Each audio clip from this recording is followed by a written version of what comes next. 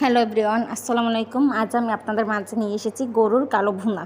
তো দেখতেই পাচ্ছেন এখানে আমি কিছু ভুঁড়ি নিয়েছি পরিষ্কার করে। তো ভুঁড়িগুলো আগে থেকে আমি গরম পানি দিয়ে হালকা পরিমাণে সেদ্ধ করেছি, যেহেতু গরুর ভুঁড়ি গন্ধ তো অবশ্যই আসে। তো গরম পানি দিয়ে সেদ্ধ করলে কোনো গন্ধই আসবে না। তারপর এক এক করে পরিমাণ মতো মশলা দিয়ে দিচ্ছি। তো 2টি এলাচ দিয়েছি, দারুচিনি দিয়েছি, 2টো তেজপাতা। এরপর দিয়ে দিচ্ছি 2 চামচ পেঁয়াজ বাটা, 1 চামচ রসুন বাটা, আধা চা চামচ আদা বাটা। তারপর দিয়ে দেব 2 চামচ মরিচের গুঁড়া এবং 1.5 চামচ হলুদের গুঁড়া। যেহেতু আমি কালো ভুনা করব, তো মরিচের গুঁড়োটা একটু সামান্য পরিমাণে বেশি দিয়েছি, বেশি ঝালও হবে না, আবার কালারটাও সুন্দর হবে। তারপর দিয়ে দিচ্ছি পরিমাণ অনুযায়ী লবণ, তারপর রান্নার তেল।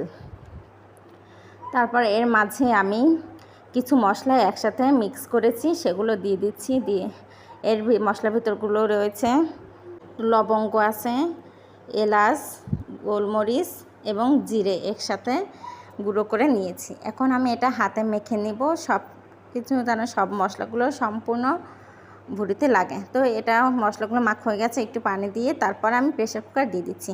যেহেতু গরুর ভুঁড়ি তাই সেদ্ধ হতে সময় লাগে, তাই 12টি সিটি দিয়ে দিয়েছি। তো ভুঁড়িগুলো সেদ্ধ হয়েছে। এখন আমি একটা গরম বসিয়েছি, তো প্যানে তেল দিয়ে দিচ্ছি। তো ভুঁড়িটা তো আগেই সেদ্ধ হয়ে এসেছে। এখন আমি ভুঁড়িগুলো ভাজা ভাজা করব, যাতে করে কালো যে কালারটা সেটা আসে ভুনা। তো এখন এর ভিতরে দিয়ে দেব বেশি পরিমাণে পেঁয়াজ কুচি। দেখতেই পাচ্ছেন আমি পেঁয়াজের পরিমাণটা বেশি দিয়েছি। তো এটা নাড়াচাড়া দিয়ে ব্যাস, একটু নাড়াচাড়া দিয়ে এখন আমি এটাকে একটু হালকা পরিমাণে ভাজা ভাজা, যাতে করে একটা পেঁয়াজ ভাজার একটু গন্ধটা আসে, সেই অনুযায়ী সেটুকু পরিমাণ অনুযায়ী ভাজলেই যথেষ্ট। তো ভাজা হয়ে এসেছে, দেখতেই পাচ্ছেন কালারটা একটু চেঞ্জ হয়েছে। কালারটা চেঞ্জ হয়ে এসেছে, দেখতেই পাচ্ছেন। এর চেয়ে বেশি আর ভাজার প্রয়োজন হবে না। এখন আমি দিয়ে দেব সেদ্ধ করা গরুর ভুঁড়ি।